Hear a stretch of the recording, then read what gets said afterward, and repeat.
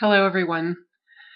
Okay, so we're back now with Venus in Aquarius, and yeah, are y'all ready to talk about Venus in Aquarius? I hope so, because I've got a lot of information for you. Uh, Venus in Aquarius is very similar to Venus in Capricorn, except the energy flow is reversed. And before I get into that, I just want to recap really quickly. If you have not watched my Venus in Signs introduction, I strongly encourage you to do so because I explain how I arrive at my descriptions of the signs. They're based on, or of the planets and signs, especially Venus in Signs. And it's based on the Mula Tricona, or the root trine sign of Libra, and how far Venus is away, or how many signs Venus is away from Libra, and how many signs Taurus is away from Venus.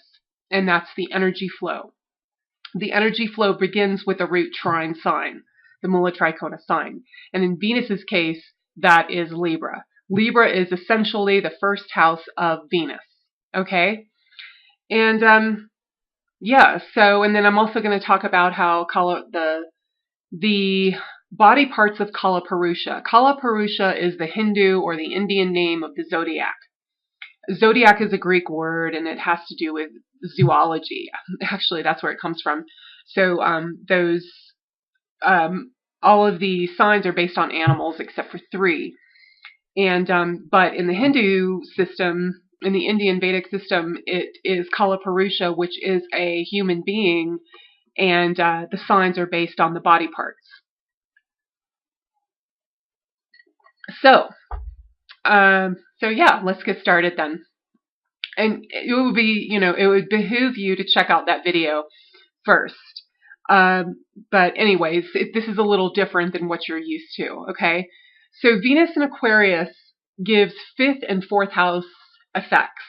Venus in Capricorn gave 4th and 5th house. Now Venus in Aquarius gives 5th and 4th house. So the motivations and the initiation of Venusian energies is completely different, or they're reversed actually. So so in this case, Aquarius is 5 signs away from Libra. And so Venus in Aquarius will be motivated to seek out Venusian things like romance, love, comfort, luxuries, decision making, that kind of thing. Venus in Aquarius will be get their motivation to do that from 5th house things, which is romance and intelligence. They are very much inspired by these things. They're inspired by intelligence, and they're inspired by romance and the give and take of a new love affair and that kind of thing. Then, and also creativity. They're very inspired by creativity of Venus in Aquarius. Now, how they go about seeking that out and how they go about approaching relationships is by 4th house connotations or 4th house indications, which is deep emotional connection with someone. And they really like to have a very deep emotional connection. They make that deep emotional connection with their love interest, and because they are inspired by intelligence and creativity. So that's how they approach relationships. And children are also something that will inspire them, because children are essentially creations. Okay. Now, partners that are attracted to Venus in Aquarius will show their affection towards them kind of in a clandestine, secretive, very deeply emotional way. And so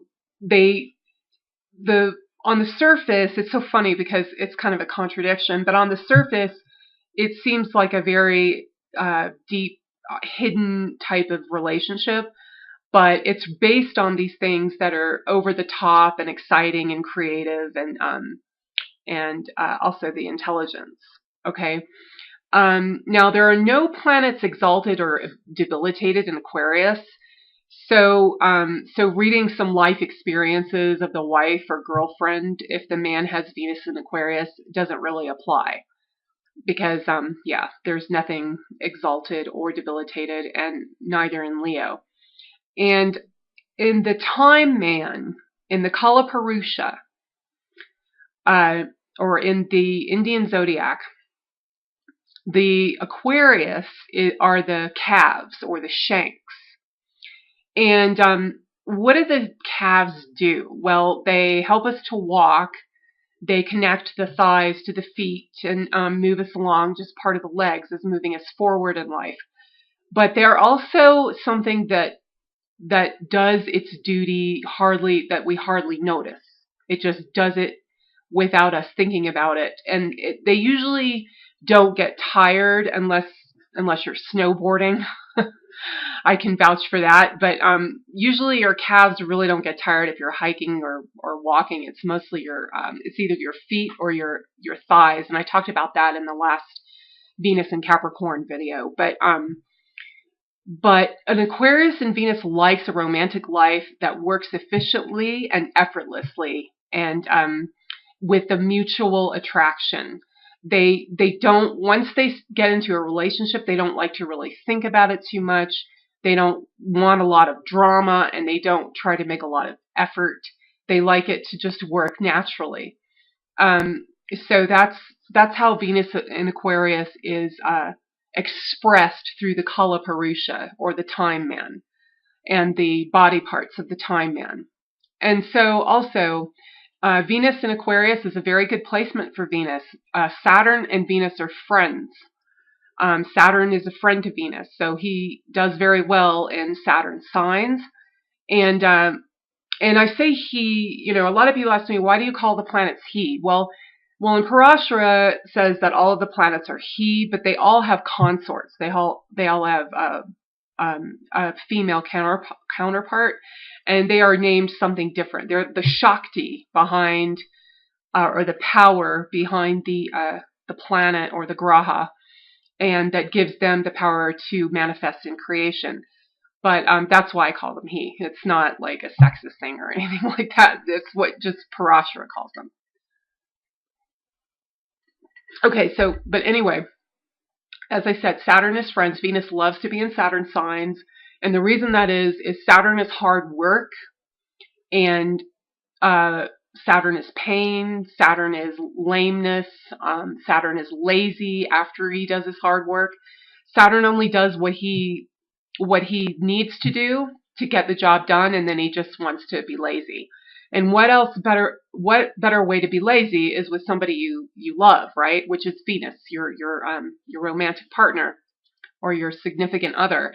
And you want comfort after you work hard. That's also Venus. Venus is the comforter. Venus is the nurse. Venus is the therapist.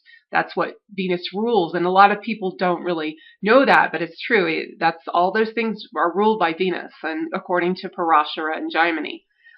Venus is the nurse, and also Venus is 100 senses. That's what Jaimini says. 100 senses is things like massage, anything that makes you feel, or aromatherapy, any like sitting in the hot tub or the hot springs.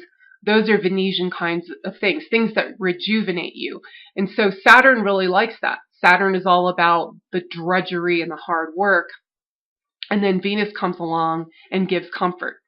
So that is why Venus does so well in Saturn signs, in both Capricorn and Aquarius. And also the 4th and 5th house connotations, those are both very auspicious houses. So very good placement for Venus.